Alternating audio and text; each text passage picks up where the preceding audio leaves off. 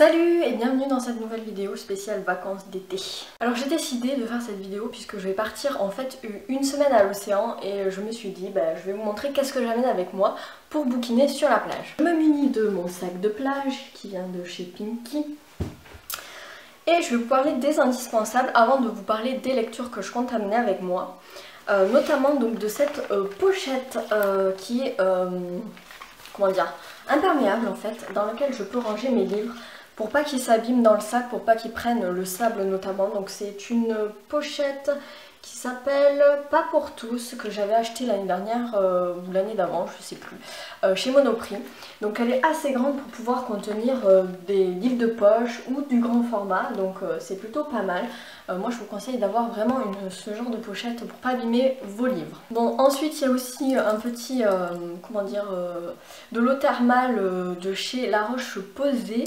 Voilà, pour quand on a trop chaud. Je vous conseille également d'avoir ce petit truc, c'est une petite serviette en carré comme ça pour s'essuyer les mains quand on revient de l'eau, quand on a du sable ou quand on a de la crème solaire sur les doigts. C'est pas terrible parce que ça abîme les livres, donc c'est toujours bien de pouvoir s'essuyer les mains sur ce genre de petites serviettes. Voilà, petit conseil. On va passer aux choses sérieuses, c'est-à-dire les livres que je compte amener avec moi sur cette semaine de vacances. Donc tout d'abord je vais prendre l'autobiographie d'Agatha Christie aux éditions du Masque.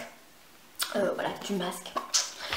C'est un livre que je suis en train de lire depuis un petit moment puisque je le lis un petit peu voilà, quand j'en ai envie, de temps en temps, parce que comme il s'agit d'une autobiographie, voilà, c'est un peu la vie d'Agatha Christie qui a été quand même assez longue et assez remplie. Après j'adore la plume d'Agatha Christie, elle raconte très bien sa vie, mais ça peut être un petit peu fastidieux à lire parfois, donc je préfère prendre mon temps. Donc voilà, je lis petit à petit cette autobiographie. Ensuite, pour amener sur la plage, il me faut un livre que je m'en fous un peu si il s'abîme en fait. Donc je vais prendre Avant d'aller dormir de S.J. Watson aux éditions Sonatine. Donc c'est un thriller, une femme absolument... Enfin, ça parle d'une femme en fait qui se réveille tous les matins et qui est complètement amnésique, elle se souvient pas de la journée de la veille. Et du coup, son médecin ou son psychiatre, je sais plus, lui demande de écrire un journal intime en fait au jour le jour pour se rappeler des jours, enfin de la veille quoi. Et apparemment il y a une terrible histoire avec son mari, enfin je sais pas trop, mais bon voilà, c'est un livre qui est d'occasion et qui est déjà en train de mourir un petit peu puisque la colle se fait la malle, etc. Donc je me dis si je l'allume sur la plage, c'est pas tellement grave.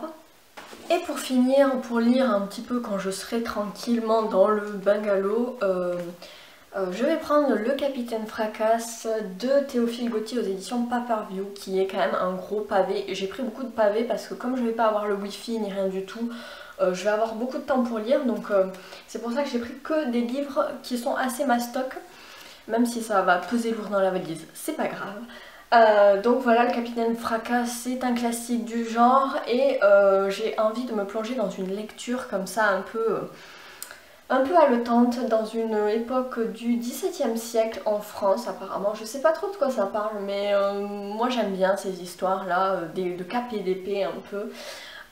J'ai envie de m'y plonger. L'année dernière je m'étais plongée dans Les Trois Mousquetaires d'Alexandre Dumas que j'avais adoré, et cette année j'ai envie de découvrir Le Capitaine Fracasse. J'espère que ça va me plaire. Puis voilà, bien évidemment je vous tiendrai au courant de mes lectures du mois de juillet. Je vous souhaite de belles lectures et de bonnes vacances. Sur ce, je vous laisse, bonne lecture et à bientôt.